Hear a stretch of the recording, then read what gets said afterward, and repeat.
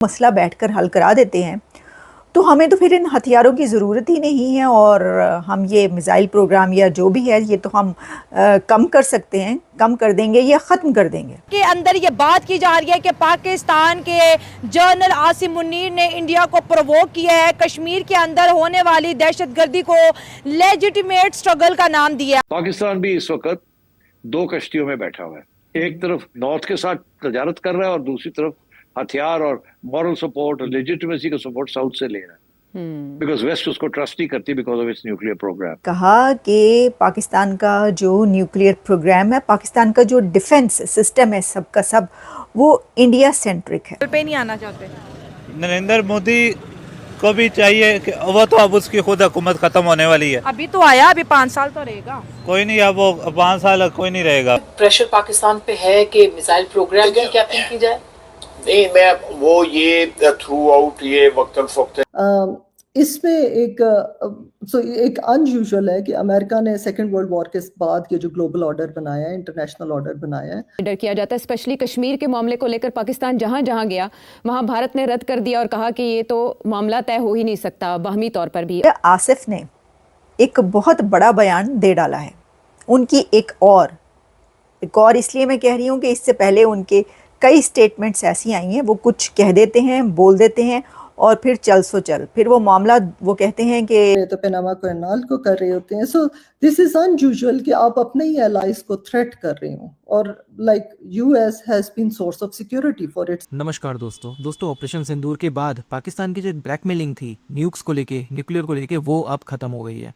और जो पाकिस्तान का न्यूक्स प्रोग्राम था, मिसाइल प्रोग्राम था, अब उसका डी एंड हो चुका है। पाकिस्तान अब एक न्यूक्लियर देश नहीं रहा। पाकिस्तान का जो मिनिस्टर है ख्वाजा आसिफ, उसने बोला है कि अगर कश्मीर का मुद्दा सॉल्व हो जाए तो हमें किसी तरह की कोई हथियार की ज़रूरत ही नहीं है। ये धीरे धीरे चीज़ दिखाती है कि पाकिस्तान का जो भी एसेट्स है वो अमेरिका अपने कब्जे में ले जा चुका है और अब पाकिस्तान के पास कोई भी न्यूक्स एसेट नहीं बचे हैं। दूसरी तरफ इनका जो मिसाइल प्रोग्राम था वो पूरी तरह से चीन के ऊपर डिपेंड था और चीन ने भी हाथ खड़े कर दिए हैं। अब वो इन्हें किसी भी तरह से मदद देने को तैयार नहीं है। पिछले दिनों खबर आई थी कि पाकिस्तान इंटरकॉन्टिनेंटल मिसाइल डेवलप कर रहा है जिसका इस्तेमाल अमेरिका के खिलाफ हो सकता है, जिसके बाद अमेरिका के भी कान खड़े हो गए थे और अमेरिका के दबाव में और चीन के दबाव में अब पूरी तरह से वो प्रोग्राम भी बंद हो चुका है। यानी कि हम कह सकते हैं कि पाकिस्तान के मिसाइल डिफेंस सिस्टम या मिसाइल जो प्रोग्राम था उसका भी डी एंड हो चुका है, क्योंकि पूरी तरह से वो दूसरे देशों के ऊपर डिपेंड था।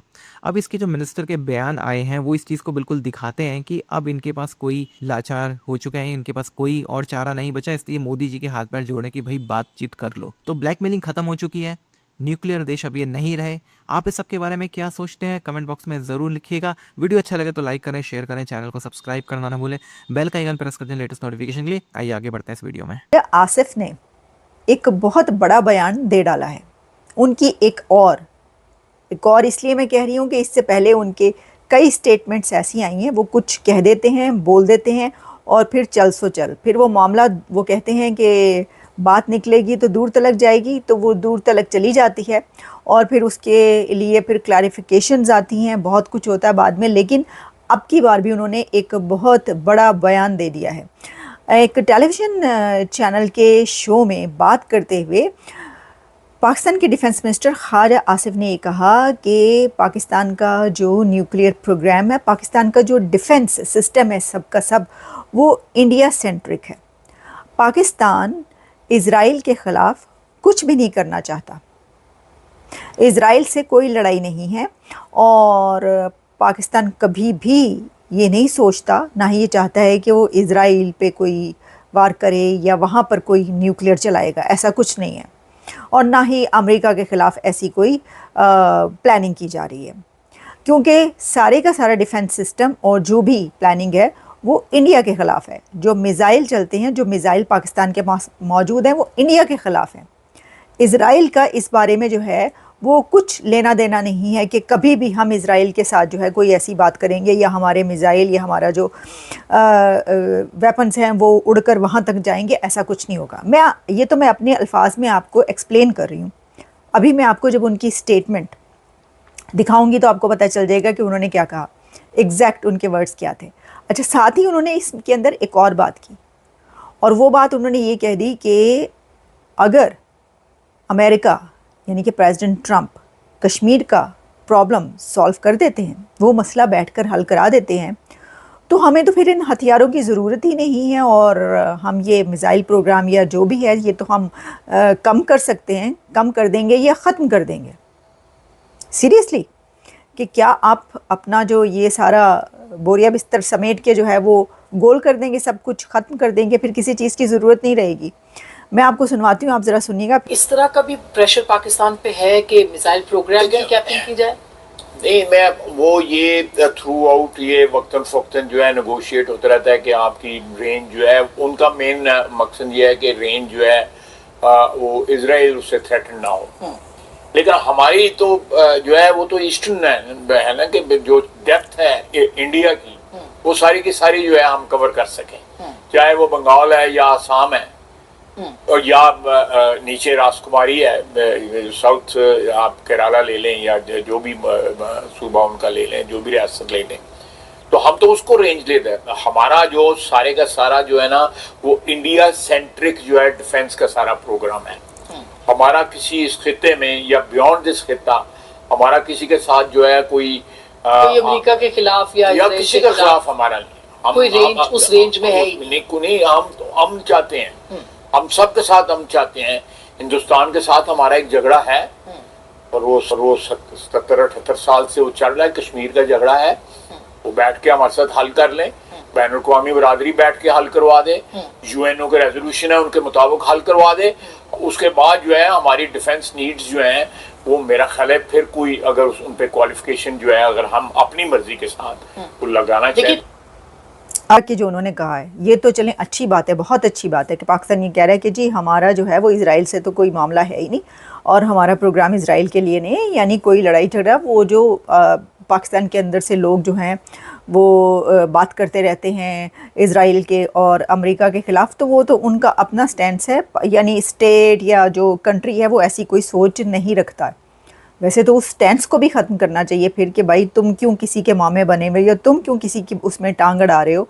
और लेकिन चलें वो तो एक अलग बात है ना, अलग किस्सा है, अलग पास्ट और हिस्ट्री है उसकी। ना वो छोड़ने को तैयार ये बस दोनों ममालिक के बैठ के एक तो मुज़ाकरात से कौन करे मुज़ाकरात? नरेंद्र मोदी तो टेबल पे नहीं आना चाहते।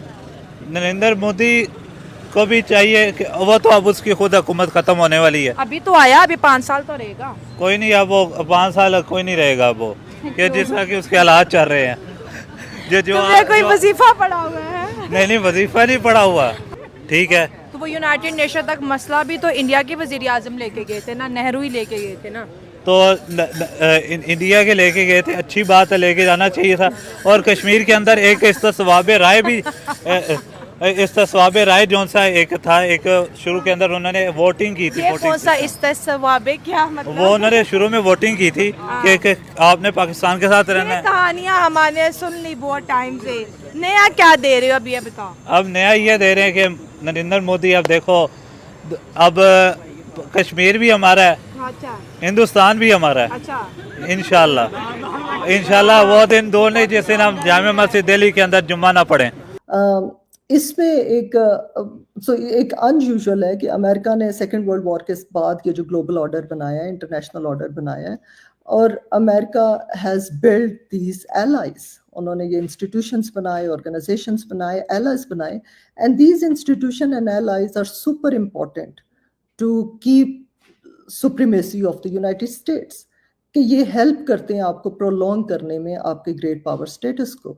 अब ये कंसर्न है कि जब प्रेसिडेंट ट्रंप आए हैं और इस तरह की पॉलिसीज कर रहे हैं जहां वो अपने एलाइड कंट्रीज को थ्रेटन कर रहे हैं, जिसमें वो कभी कहते हैं कि कनाडा को हम 51st स्टेट बना देंगे अमेरिका में, कभी वो कहते हैं कि हमने ले लेना है डेनमार्क को, वो कर रहे होते हैं नीदरलैंड को, वो थ्रेटन कर रहे होते हैं, कभी वो पनामा कॉल को कर रहे होते हैं, कैनाल को कर रहे तो पनामा कैनाल को कर रहे होते हैं। सो दिस इज अनयूजुअल कि आप अपने ही एलाइज को थ्रेट कर रहे हो। और like US has been source of security for its allies. हमने नेटो में देखा कि आर्टिकल 5 है जिधर यूएस जो है वो provided nuclear umbrella for its allies for decades.